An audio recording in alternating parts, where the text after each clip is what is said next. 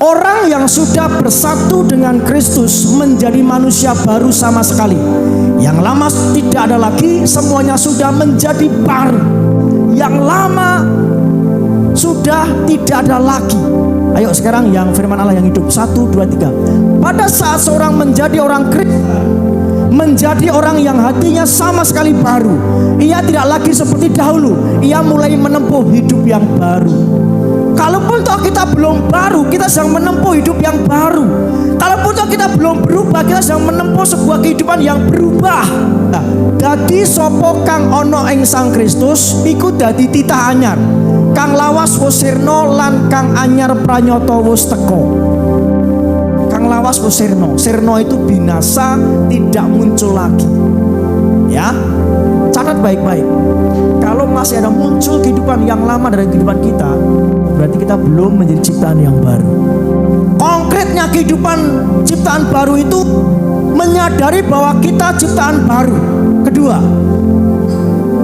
tidak perlu susah payah karena hidup dari firman. Ketiga, reaksi positif dalam menghadapi kondisi yang negatif. Tidak lagi memiliki temperamen kasar, penuh emosi negatif, cepat tersinggung, ngambekan. Klik lagi. Tidak mudah terserang penyakit, kalau sakit menanggulanginya bukan dengan cara manusiawi. 6. Tidak mengejar kesuksesan dan keberhasilan pribadi. Tetapi yang jelas adalah ketika kita diperkaya Tuhan, Tuhan punya maksud supaya kita meleburkan diri sebagai tubuh Kristus, di mana Tuhan percayakan untuk kita melayani di gereja itu. Tidak terintimidasi musuh sehingga mudah merasakan realita hadirat Tuhan. Kita baca nggih 1, 2, 3. Jadi saudara-saudara, oleh darah Yesus kita sekarang penuh keberanian dapat masuk ke dalam tempat kudus. Kalau kita ciptaan baru, kita itu mudah mengalami realita Tuhan, jamaah Tuhan. Kita mudah mengalami sentuhan Tuhan. Gambaran yang jelas, yang cetok terhadap ciptaan baru itu Adam dan Hawa sebelum berdosa. Sebelum Adam dan Hawa berdosa, begitu mudah berjumpa dengan Tuhan. Oh, ngobrol enak Tuhan, merasakan hadirat Tuhan di Taman Eden itu. Betul? Betul? Tapi begitu berdosa, Adam dan Hawa sembunyi. Kenapa sembunyi? Takut. Kenapa sembunyi? Telanjang. Kenapa sembunyi? Berdosa.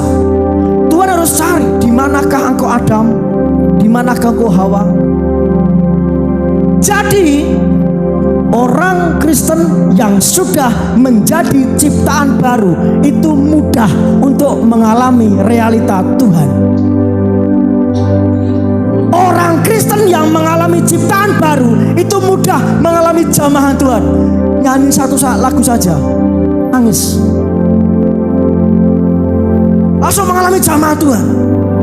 Kita begitu mudah disentuh Tuhan, dan kita mudah menyentuh Tuhan. Kita nggak terintimidasi. Tapi sementara kita nyanyi, mulut kita nyanyi, tangan kita terangkat, tapi pikiran kita, tadi kamu kan berdosa. Tadi kan kamu marahan dengan istrimu, dengan anakmu, dengan suamimu. Sementara mulut kita nyanyi, tangan kita terangkat, kita terintimidasi. Orang Kristen muda seperti ini susah mengalami hadirat Tuhan. Kalau saya bilang, ayo Bapak Ibu kita lanjutkan yang kemarin. Yang kemarin Bapak Ibu terakhir di jamaah Tuhan mengalami hadirat Tuhan, nangis-nangis di hadirat Tuhan, lanjutkan itu. Kita nggak bisa karena sepanjang minggu kita sudah letih, lelah dengan permasalahan pergumulan kita. Kita nggak lagi konsentrasi pada hadirat Tuhan. Ini masalah besarnya orang Kristen. Mudah terintimidasi. Jadi kalau kebaktian, ayo kita pelan-pelan krekel-krekel, bangun rohani lagi. Kalau model seperti ini, kapan kita mau bertumbuh? Kapan kita akan menjadi perkasa di bumi? Kalau modelnya Kristen seperti itu, harusnya setiap hari kita menjaga api itu. Ada hal yang sepertinya mendistract kita. Enggak, aku enggak mau. Hadirat Tuhan itu mulia dalam hidupku. Hadirat Tuhan itu lebih dari semuanya. Tidak mudah terintimidasi, terdistract, terpengaruh dengan musuh, sehingga kita begitu gampang masuk dari hadirat Tuhan. Yusuf itu tidak mudah terintimidasi. Ketika dibenci saudara-saudaranya, dia tidak masalah, tidak mengganggu hadirat Tuhan dalam hidupnya. Penyertaan Tuhan dalam diri Yusuf ini dipertahankan. Hadirat Tuhan dalam diri Yusuf ini dipertahankan. Amin. Hadirat Tuhan dalam hidup kita harus kita pertahankan. Ketika ada saudara-saudaranya yang membenci, dia nggak sakit hati. Nggak apa-apa, aku lebih mempertahankan hadirat Tuhan dalam hidupku. Ketika aku benci, hadirat Tuhan hilang. Ketika difitnah, oh nggak apa-apa, hadirat Tuhan lebih penting dari hidupku. Ketika difitnah pun dia nggak masalah.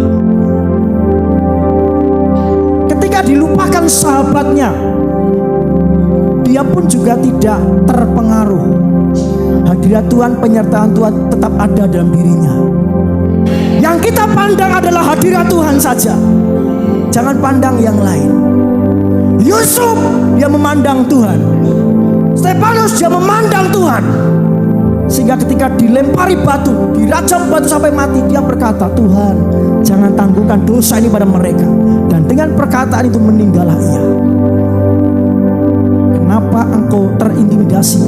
Karena pandanganmu bukan pada Tuhan. Kenapa kita mudah terdistract? Kenapa kita mudah hadirat Tuhan hilang dari hidup kita? Karena pandanganmu, fokusmu bukan pada Tuhan. Fokusmu kepada hal-hal yang melukaimu, yang menyakitimu, yang membuat telingamu panas. Kita orang Kristen, tapi fokus kita bukan Yesus. Kita hanya orang Kristen, agama kita Kristen, KTP kita Kristen, tapi fokus kita bukan Yesus. Maka kita menjadi orang Kristen yang gampang tersinggung, yang luka hati, yang baperan, yang labil. Kenapa saya berulang-ulang cerita tentang Stefanus? Yang ketika disakiti, dia mengampuni. Ketika disakiti, dia memberkati. Ketika dia dikutuk, dia mendoakan. Tuhan, jangan tangguhkan dosa ini pada mereka. Itu kan mendoakan. Dan dengan perkataan itu meninggallah ia. Yang memiliki karakter Kristus, karakter ilahi. Kita punya keberanian untuk datang kepada kekudusan Tuhan. Dimanapun, kapanpun, karena tabir sudah dibelah. Amin. Jadi jangan aja intimidasi. Berikutnya yang ke-8. Berbesar hati dan berlapang dada menghadapi orang yang belum matang atau dewasa rohani. Kadang kita pengen orang lain maju seperti kita, tapi kalau memang belum bisa, ya sudah, kita harus berlapang dada saja. Tidak usah kita terdistract. Tapi kalau menyembah, melihat orang lain kok nggak sungguh-sungguh, jangan terdistract. Udah sembah Tuhan itu sendiri. Toh nanti yang diberkati kita kok, yang maju kita kok. Amin. Jadi perbesar hati, berlapang dada menghadapi orang yang belum dewasa atau matang. Gak apa-apa. 9. Rajin dan produktif dalam pekerjaan Tuhan. Orang yang ciptaan baru, orang Kristen ciptaan baru, itu rajin dan produktif. Bukan sekedar rajin tapi produktif dalam pekerjaan Tuhan. Produktif itu artinya menghasilkan sesuatu. Sebagai ciptaan baru, menjadi sangat produktif, berdaya guna bagi kerajaannya. Berdaya guna bagi kerajaannya. Amin. Kita sebagai orang Kristen sudahkah berdaya guna bagi kerajaannya? Ini pertanyaan perenungan yang harus kita jawab. Sebagai orang Kristen selama ini, apakah kita berdaya guna, migunani? Apakah kita berdampak bagi kerajaan surga? Ini ciri ciptaan baru. Sebagai ciptaan baru, mari kita menjadi orang yang produktif, berdaya guna bagi kerajaan Allah, dan full dalam bidang yang Tuhan tetapkan. Engkau punya kekuatan, kemampuan, talenta, apapun itu, mari persembahkan untuk Tuhan. Kalau engkau belum berdaya guna bagi kerajaan Tuhan, engkau belum ciptaan baru. Hidupmu masih untuk tujuanmu sendiri. Amin. Mari Bapak Ibu, rajin, produktif dalam